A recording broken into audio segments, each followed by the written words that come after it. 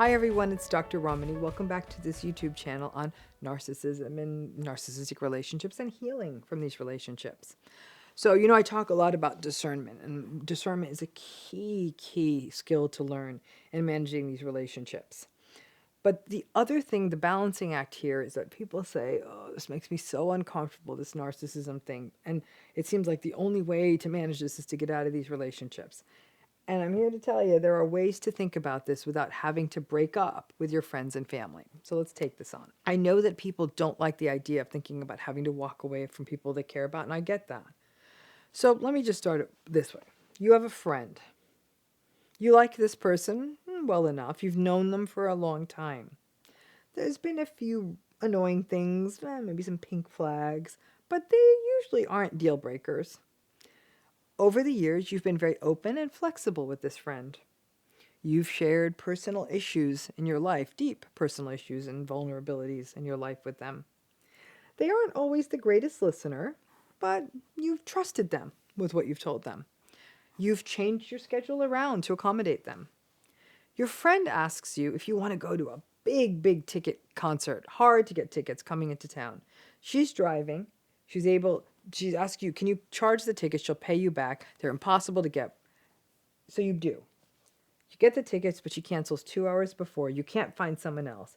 And then she argues about paying for the tickets. Let's say the tickets came to $2,000, some enormous amount of money. So you may be thinking this video has some am I the asshole vibes, but it doesn't. Just put it out there. What would you do?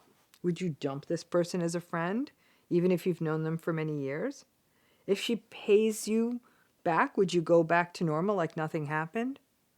And what if this wasn't the first time she'd done something like this? This kind of expensive flakiness or real insensitivity, and she acts like she's done nothing wrong.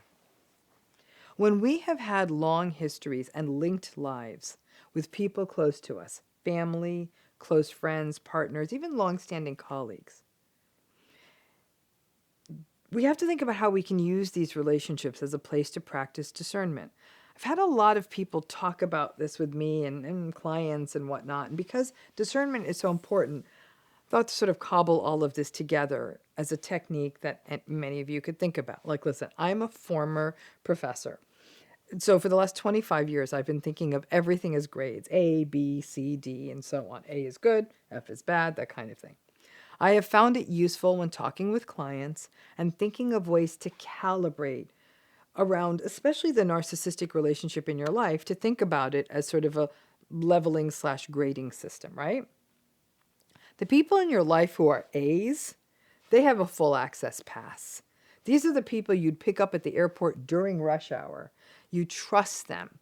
You're open with them. You know if you gave them money, they'd definitely give it back. You could be your full authentic self with these people. The luckiest people among us have family members who are level A. Really lucky people have a spouse who's a level A. A's are rare and wonderful, and I think mental health very much. If we have A's, we're going to be in pretty good shape. But what if an A hurts you, and hurts you more than once? Can you demote them to a B? I think so. B's are still close. Maybe not late night rush hour airport close. Maybe you don't tell them all the things that are happening in your life, and you're aware that you need to be a little bit more careful. You can't be uncensored like you are with the A's. A person may come into your life as a B. Maybe you just know them at work or you don't agree with some of their beliefs. Well, what if a B messes up? They become, a C. Now, the C's are the people what we might call like, I'm having a big barbecue and they aren't terrible to have around and they're kind of fun. You may not ever knock yourself out to do a one-on-one with them. You may say happy birthday on social media, but the intimacy piece here is dropped. There may be some red flags you see that make you uncomfortable. You're not so close. You're definitely not sharing secrets.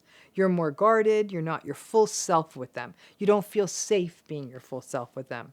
You may expend a fair amount of bandwidth to be careful with them. They've gaslighted you in the past, and you sure as hell aren't turning your life around for these folks. Now you might be thinking, ooh, what if a C does me wrong? Can this elevator go lower? Yes, it can to the D's. Now a D is not a passing grade. So these are people who are not good for you. They may be around in your life because you work with them, they're a friend of a friend, they're an extended family member. You may not have any kind of independent relationship with them, but you have had experiences with them where you've learned you cannot trust them. They may have done pretty significantly wrong to you in the past.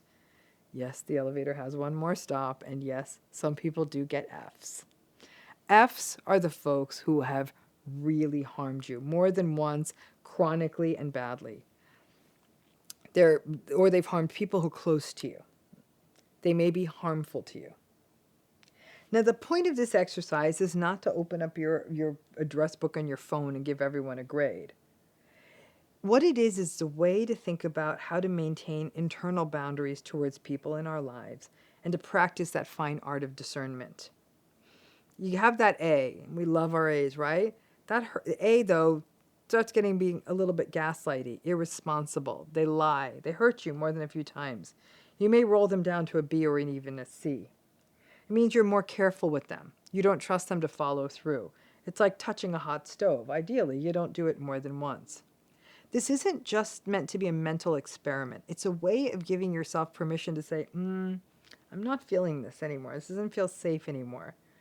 I'm not going to cut people off. That doesn't feel good either. But I'm going to give this person a little less access to me, to all of me, to protect myself from invalidation or stress or disrespect.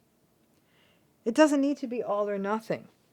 The lady with those concert tickets who spent $2,000 and ended up holding the bag on one of them may not have wanted to say goodbye for good with this friend, but she had started to burn out on the up and down with this person, and she may learn to say, next time this person asks, I think I'll pass on the tickets. Maybe we could just do something like get a cup of coffee next time. Discernment is a very subtle process. It's the willingness to pay attention to new data, integrating it and giving ourselves permission to respect ourselves and be careful about how we show up and protect our vulnerabilities. Discernment is everything when it comes to managing narcissistic relationships. Having some kind of system that allows you to understand how you can show up with them. Yeah, you can use colors if you want numbers. I use letter grades. It's what works for me. It allows you to stay in touch and give you a framework for a very nuanced process to set boundaries that work and still be able to maintain people in your life that you feel close to. We often don't mindfully approach our relationships, which is what often gets us into hot water, especially with relationships that have been around for a long time. It's painful to demote an A from a C, but it's crucial that we slow down, pay attention. You can almost view it as like a little slider, a slider that goes back and forth and settle in a place with a person that feels safe and informed. Not everyone in our lives is created equal, and while the most toxic folks in your life will not appreciate your discernment, discernment becomes a way to maintain your social networks in a far more thoughtful manner. One thing narcissistic abuse does to us, it takes away our discernment. We are almost taught to believe relationships are all or nothing. You're either all in and getting absolutely abused, or you've got to completely cut off, but that also feels unsettling because you may lose other people. But when you can start to see not so much, I'm going to bring this one down. Again, that's why I use this idea of a slider, a very, very gradual kind of, or a little, like a volume button. I'm turning this one down a little bit. This doesn't feel good. That kind of safety, that kind of sort of way to think about setting boundaries internally for yourself, doesn't mean you're cutting bait, but it does mean that you are being mindful and aware and honoring what allows you to feel more comfortable and safe, armed with realistic expectations in all of your relationships, healthy and not. Thanks again.